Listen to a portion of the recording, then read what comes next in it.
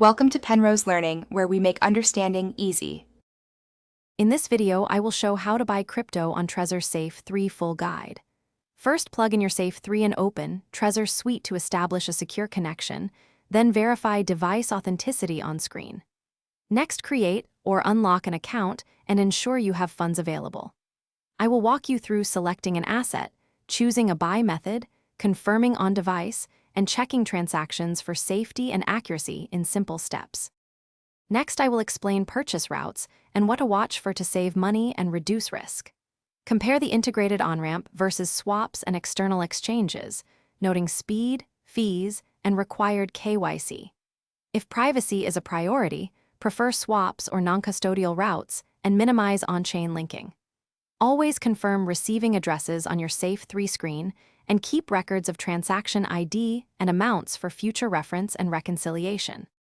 If this guide is useful, please subscribe and like to support more clear crypto content.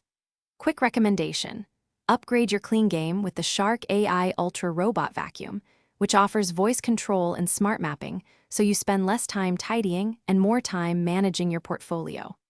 I find it hilarious how much I save on time while the vacuum handles floors.